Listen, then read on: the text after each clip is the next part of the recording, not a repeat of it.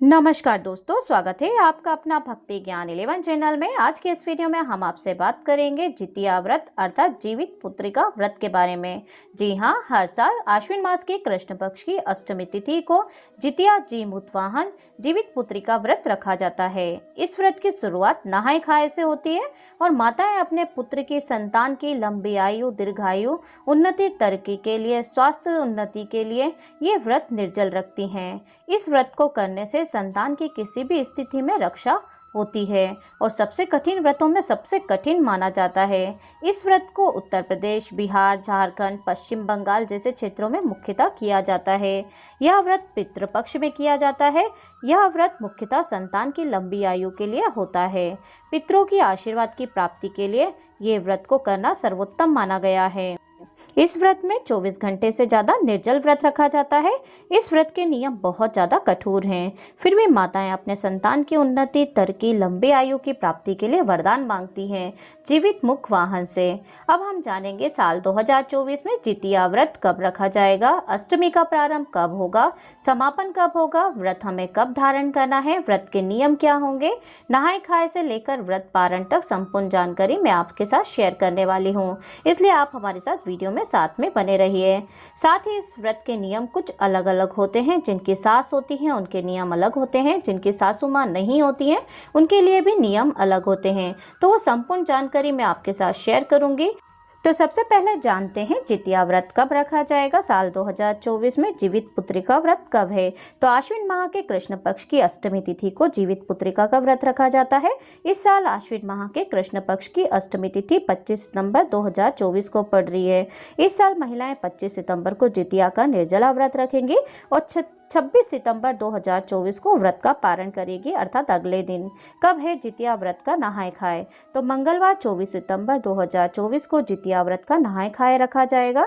वहीं बुधवार 25 सितंबर 2024 को माताएं निर्जला व्रत रखेंगी। इसके बाद गुरुवार 26 सितंबर 2024 को व्रत का पारण करेंगी। तो यह व्रत सूर्योदय कालीन की तिथि के अनुसार रखा जाता है और 25 सितंबर बुधवार के दिन ही जितिया का व्रत रखा जाएगा और इसी दिन व्रत धारण करती हैं। और 24 सितंबर आप जानते ही हैं कि नहाय खाए का दिन होगा। बृहस्पतिवार के दिन व्रत का पारण करेंगे 26 सितंबर को। जैसे हम तीज का व्रत करते हैं वैसे ही नहाय खाए करके भी जितिया का व्रत भी किया जाता है। जैसे हरतालिका के तीज के व्रत में हम पूजा के बाद शाम को या रात्रि के समय में पानी ले लेते हैं, सुबह पानी ले लेते हैं, लेकिन इस व्रत को थोड़ा कठिन माना गया और इसके नियम भी बड़े कठिन है कि इस व्रत में सुबह सूर्योदय के बाद ही आप जल ग्रहण कर सकते हैं, इससे पहले नहीं। मतलब जीवित पुत्रिका के व्रत में आप लगभग 28 घंटे निर्जल ही बिता देते हैं। नियम ही इस प्रकार के होते हैं क्योंकि इस व्रत में अगले दिन सुबह उठकर हम पूजा पाठ करते हैं, जितिया बच्चे को पहनाते हैं, दान इत्यादि करते हैं, उसके बाद ही कहीं जाकर हम जल पीते हैं। व्रत बहुत ज़्यादा कठिन है, इसमें कोई संशय नहीं है। अब कई लोगों के प्रश्न होते हैं कि हमारे पुत्र नहीं है, पुत्री नहीं है, तो क्या हम ये व्रत कर सकते हैं? तो देखिए, हाँ बिल्कुल ये व्रत कर सकते हैं आप। पहले समय की बात थी, कहा जाता था कि जिसका पुत्र हो वही यह व्रत धारण कर सकता है। तब पुत्रों की अधिक मान्यता थी, लेकिन अब पुत्र और पुत्री में कोई अंतर नहीं है। उसी भाव से पुत्र पुत्री को समान माना जाता है। अगर आपकी पुत्री है तो भी आप ये व्रत कर सकते हो और अगर पुत्र है तो आपको ये व्रत करना चाहिए। तो एक बात जरूर आप ध्यान में रखिए कि अगर आप कोई व्रत लेना चाहते हैं, करना चाहते हैं, तो अपने परिवार में बात जरूर कर लीजिए। घर परिवार वाले जो कहते हैं वही आपको करना चाहिए। देखिए, सबके व्रत नियम परंपरा अलग अलग होती हैं। मैं कह दूं कि आप व्रत कर लीजिए लेकिन आपके परिवार में ये व्रत होता ही नहीं है, तो आप कैसे करेंगे? इसके लिए आप ध्यान रखिए, पहले अपने परिवार में जरूर पूछ लीजिए कि यह व्रत किया जाता है या नहीं और इसके नियम क्या है, क्योंकि हर परिवार के नियम थोड़े से परंपरा अलग अलग होती है। इसलिए आपको पहले अपने परिवार की परंपरा जान लेना चाहिए। अब जानते हैं कि जितिया व्रत में नहाय खाए से लेकर व्रत पारण तक के नियम क्या हैं। तो देखिए, नहाय खाए का दिन पहला दिन होता है, यह आपको मिलेगा 24 सितंबर को। दिन होता है मंगलवार का। इस दिन आपको सिर धोना, मतलब अर्थात सिर धोकर आपको स्नान कर लेना चाहिए। उसके बाद शुद्ध सात्विक भोजन करना चाहिए। नहाय खाए के दिन आपको लहसुन प्याज नहीं खाना चाहिए, मसूर की दाल जो लाल वाली होती है वह नहीं खाना चाहिए। इसके अलावा गाजर, मूली, बैंगन ये सभी चीज़ें भी व्रत के एक दिन पहले से ही खाना बंद कर देना चाहिए। लेकिन कई ऐसे क्षेत्र हैं जहाँ पर नहाय खाए वाले दिन मछली खाई जाती है। आपके यहाँ इस प्रकार का नियम है तो आपको ज़रूर खाना चाहिए, लेकिन ज़्यादातर क्षेत्रों में सात्विक भोजन ही खाया जाता है। एक और चीज़, नहाय खाए वाले दिन कुछ जगहों पर कुछ विशेष चीज़ खाकर ही व्रत रखा जाता है।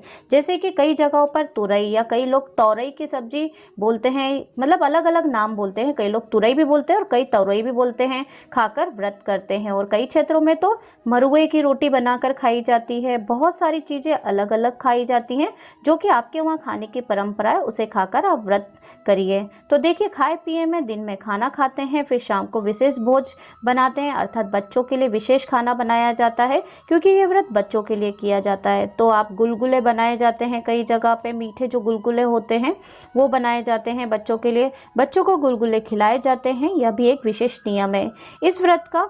और इस व्रत में छोटी छोटी पूड़ियाँ बनाई जाती हैं और उसके साथ बिना नमक की सब्जी खाई जाती है, तोरई की। और ऐसा कहा जाता है कि यह सासू माँ के लिए मतलब अर्थात एक पूड़ी चीलों के लिए बनाई जाती है, एक पूड़ी सराहों के लिए बनाई जाती है। तो ये उन्हें दी जाती है। लक्ष्मी के लिए 3 पूड़ी बनती है, कई जगहों पे 4 या 5 पूड़ी बनाने की परंपरा होती है, कई जगहों पे 5 और कई जगहों पे तो 3 पूड़ी ही बनती है। तो वो आपके क्षेत्र के अनुसार या आपके परिवार की जो भी परंपरा है उसके अनुसार आप पूड़ी बना सकते हैं, उन्हें ये दी जाती है।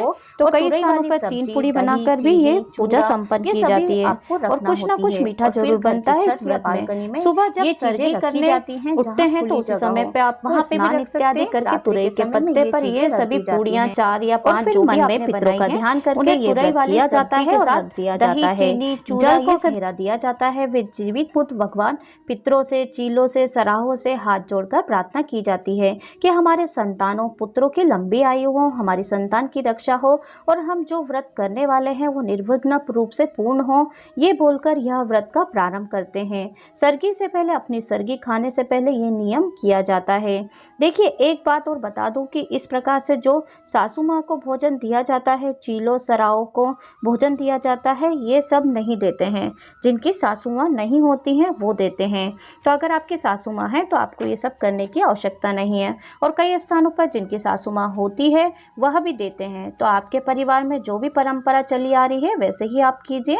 अब जानते हैं कि सर्गी में क्या खाना चाहिए। तो देखिए, सर्गी में जैसे हम हरतालिका तीज के व्रत में सुबह उठकर जल पीते हैं, वैसे ही इसमें भी जल इत्यादि पीते हैं। आप कुछ भी लिक्विड ले सकते हैं, जूस, नारियल पानी या फिर ग्लूकोन डी का जूस आप ले सकते हैं जो आपको एनर्जी देगा। जो भी आपका मन करे वह फल इत्यादि आप ले सकते हैं और आपका मन करे वो आप पी सकते हैं। कुछ स्थानों पर पूड़ी इत्यादि खाई जाती है। अगर आपके यहाँ पूड़ी खाई जाती है तो आप वो भी खा सकते हैं। अगर कुछ भी खाने का मन नहीं करता है तो थोड़े से दही में चीनी भूरा डालकर चाहे आधा चम्मच खा लेना चाहिए, क्योंकि ये शुभ काम के लिए किया जाता है। मतलब ये हमें ये सुबह ज़रूर दही चीनी लेना चाहिए। अगर दवाई लेना है तभी आप उसी टाइम पे ले लीजिए सर्गी के समय में, क्योंकि दिन में आपको निर्जल रहना है तो आप दवाई भी नहीं ले सकते हैं। तो आपके सुबह के टाइम में, सर्गी के टाइम में आप दवा पानी आप ले लीजिए, अपना जो भी लेना है इसी समय पे लेना होगा। चाय कॉफ़ी पी सकते हैं, आपका मन करता है तो। सर्गी करने से पहले स्नान कर लेते हैं तो अत्यंत ही श्रेष्ठ होगा। मान लीजिए अगर आप सर्गी लेने के पहले स्नान नहीं कर पाते हैं तो भी आपको हाथ पांव मुंह धोकर वस्त्र अवश्य बदल लेना चाहिए। जब सर्गी खा लेते हैं तो दांत अवश्य साफ कर लीजिए। ब्रश, दातुन जो भी आप करते हैं जरूर करिए। देखिए, व्रत के नियम ही यही बोलते हैं कि अगर आप कोई भी सर्गी खा रहे हैं तो आपके अगर मुंह में अनाज रह जाता है तो आपका व्रत टूट सकता है, खंडित हो सकता है। तो इस बात का जरूर ध्यान रखिए कि सर्गी करने के बाद आप दातुन जरूर कर लीजिए, ब्रश कर लीजिए, जिससे आपके दांत में कुछ भी लगा ना रह जाए, नहीं तो आपका व्रत खंडित हो जाएगा। इस बात का आप जरूर ध्यान रखिए। अब ये तो हो गए हैं नहाए खाए और सर्गी के नियम। इसके बाद नहा धोकर व्रत का संकल्प लेते हैं, पूजा करते हैं। नित्य की जो पूजा है वो कर लीजिए। अपने पितरों, चीलों से, जीवित मुख वाहन से सबसे प्रार्थना कर लीजिए कि कोई भूल चूक ना हो, व्रत में कोई बाधा ना हो, निर्विघ्न होकर ये व्रत पूरा हो जाए। इसे व्रत का प्रारंभ हो जाता है। यहाँ एक चीज और बताना चाहूंगी कि अगर आप व्रत का संकल्प लेते हैं तो हाथ में जल और अक्षत लेकर ही संकल्प करें। मानसिक रूप से हाथ जोड़कर इसका व्रत का संकल्प आपको लेना चाहिए। इसके बाद दिन में कई निर्जला व्रत आपको रहना होता है और शाम के समय में हम जीवित मुख वाहन भगवान की पूजा करते हैं, कथा सुनते हैं। और हाँ, एक चीज़ और, जितिया कभी भी शाम को नहीं पहना जाता है, हमेशा जितिया सुबह के टाइम में ही पहना जाता है। और कई ऐसे स्थान होते हैं जहाँ पर जितिया पहना ही नहीं जाता है। तो ये बात आप जरूर ध्यान रखें कि आपके घर अगर बच्चा होता है, कई स्थानों पर सोने का जितिया धारण किया जाता है और कई स्थानों पर तो धारण ही नहीं किया जाता, पहना नहीं जाता है, तो वो लोग धागा ही पहनते हैं। तो सभी चीज़ें अपने परिवार में पूछ कर ही करिएगा आप लोग। देखिए, बहुत सारे जो व्रत हैं वो पारंपरिक चलते हैं, जैसे कि हम अपने पूर्वजों ने जो किया है वैसे ही करते हैं। तो इससे इस नियम में हमें कोई अंतर नहीं करना चाहिए।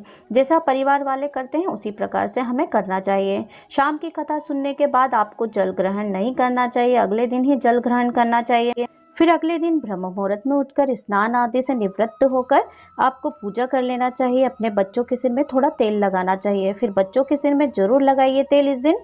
आप अपने सिर में भी तेल लगाइए, फिर थोड़ा सा सिंदूर लगा लीजिए। अच्छा, इस समय पर आपको जो सिंदूर लगाना है वह सिंदूराम से लगता है, अर्थात सिंदूरा जो आपकी शादी वाला सिंदूर होता है ना, उसी से आपको सिंदूर लेके लगाना होता है। सिंदूर आप लगा लीजिए, लेकिन आप शाम को भी ये सिंदूर इसी में से सिंदूरा में से लगा सकते हैं। आप या तो सुबह लगा लीजिए, सुबह तो आपको जरूरी लगाना होगा, लेकिन शाम को जब आप पूजा करते हैं तब भी आप ये सिंदूरा से सिंदूर जरूर लगाइए। फिर उसके बाद जो जितिया है वह आप सबसे पहले बच्चे को धारण करवाइए। जितने भी बच्चे हैं एक एक करके सबको पहना दीजिए। उसके बाद फिर आप स्वयं धारण करें। सुबह की पूजा करने के बाद आप दान करते हैं, तो दान आपको कच्चा चावल, दाल, सब्जियां, आलू इत्यादि रखते हैं, मतलब आप ये दान कर सकते हैं। सब्जियां कोई भी, खीरा या हरी सब्जियां भी रख सकते हैं।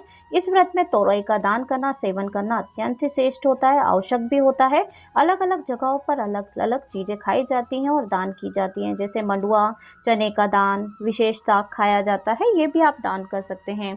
आपके यहाँ जो भी नियम है वो आप पारण कर लेते हैं। उसमें थोड़ा थोड़ा आप जो भी पारण करने के लिए अपने लिए बनाते हैं उसी में से थोड़ा थोड़ा दान के लिए जरूर निकाल लीजिए। उसके अलावा वस्त्र दक्षिणा भी दान आप दे सकते हैं। ये पारण से पहले दान किया जाता है। बच्चों को जितिया पहनाना स्वयं धारण किया जाता है, उसके बाद ही व्रत का पारण करते हैं। हाँ, अब बात करेंगे कि जिनकी सास नहीं है उन्हें विशेष क्या करना चाहिए और जिनकी सास हो उन्हें क्या करना चाहिए। तो देखिए, जिनकी सास नहीं है उनको पहले दिन नहाए खाए वाले दिन ही दान निकालना होता है।